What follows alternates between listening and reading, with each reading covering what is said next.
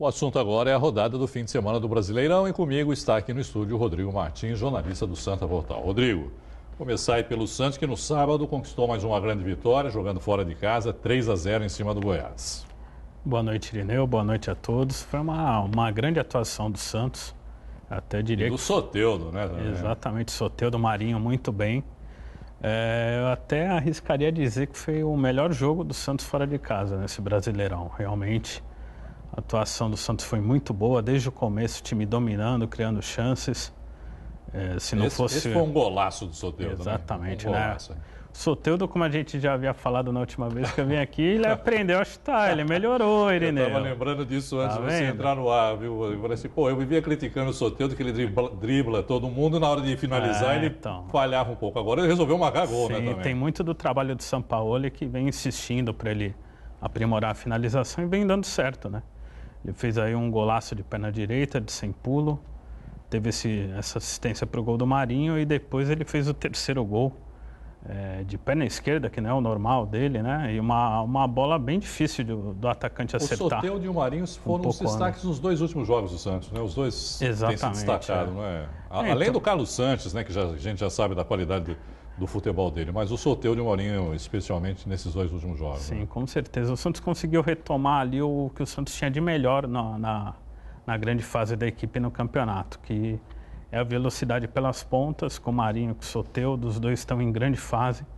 E o Sampaoli fixou o esquema com 4-3-3, né? Abandonou ali os três zagueiros, o 4-3-3 vem dando certo. O time vem jogando muito bem, vem evoluindo e o Santos está aí a uma vitória de confirmar sua vaga na Libertadores e tem tudo para figurar entre o G4 ali e ir para a fase de grupos. Chegou a 64 pontos, continua como terceiro, né, na colocação, mas agora há 3 o Palmeiras, que é o vice, né? Sim, o Palmeiras ali que tropeçou contra o Corinthians, o Santos está ali a uma vitória, né? Como o Santos tem 19 vitórias, o Palmeiras também. Caso o Palmeiras seja derrotado em um jogo, o Santos venha a vencer. O Santos ultrapassa nos critérios de desempate. Bom, só a título de curiosidade, né, e para registrar, no primeiro turno o Santos já havia goleado o Goiás 6-1, acho que foi a maior goleada do Santos no campeonato, não é? Foi, né? 9 gols contra o Goiás nesse campeonato. Já gols, né? Tá 9-1 para o Santos, né, Rodrigo? Exatamente. Bom, para a gente continuar no Santos, mas falando de um outro assunto que nem sempre é muito legal, mas enfim, foi um dia polêmico. O presidente José Carlos Pérez, que está afastado, e o vice, o Rolo, que estava afastado, retornou justamente agora para assumir a presidência do Santos. É isso, Rodrigo? Foi mais ou menos isso. Explicar o embrólio aí para o nosso telespectador.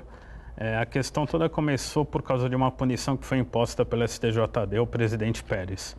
O Pérez declarou em um programa de rádio que se dependesse do VAR, o Flamengo já era campeão brasileiro. Isso gerou uma ação no STJD, que foi julgado, ele foi punido na semana passada com 15 dias de afastamento na esfera esportiva. Mas no entendimento do Orlando Rolo, isso valeria também para a questão administrativa do clube e hoje ele se declarou como presidente em exercício. Ele achava que ele estava afastado esportivamente, mas poderia continuar despachando, vamos dizer assim, na presença do clube. O Rolo achava que não, que ele estava afastado de tudo, não poderia assinar nenhum documento, inclusive, durante esse período. Exatamente. E aí o Orlando Rolo, hoje à tarde na Vila Belmiro, ele protocolou um pedido solicitando a saída de 4 membros do comitê de gestão do clube. Algo que não foi respondido ainda e hoje o STJD no final da tarde se posicionou, esclareceu toda a situação, disse que realmente a punição diz respeito apenas à esfera esportiva, ou seja, o presidente José Carlos Pérez pode continuar despachando, trabalhando normalmente na Vila Belmiro, que isso não afeta o andamento do clube. O que ele não poderia, por exemplo, para a gente situar o telespectador, se tivesse um sorteio de fase de grupos da Libertadores. O Pérez não poderia representar o Santos. Basicamente seria isso. Bom, vamos voltar para o futebol, que é melhor. O clássico entre Corinthians e Palmeiras, já citamos aqui em passão, o Palmeiras acabou empatando 1-1.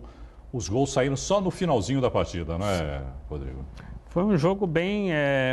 o primeiro tempo foi bem monótono, assim. O Palmeiras não conseguiu furar ali o sistema defensivo do Corinthians. No segundo tempo, o Palmeiras foi para cima.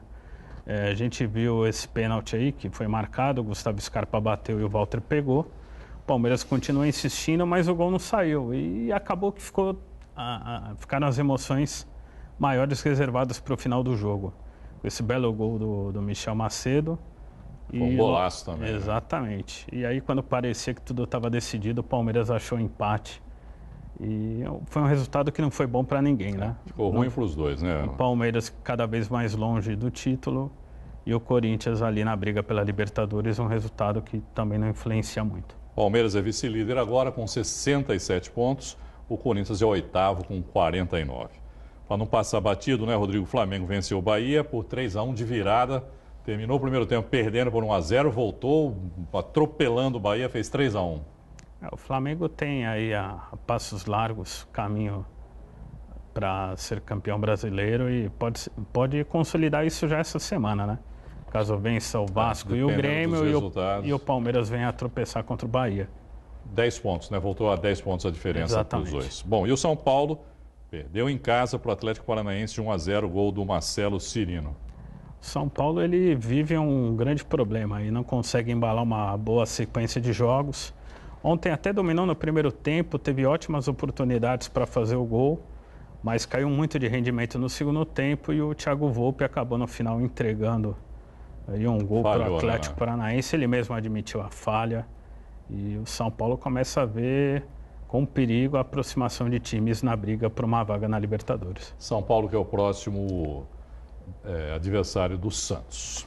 Obrigado, viu, Rodrigo, pela sua participação. Obrigado, Irineu. Boa noite a todos.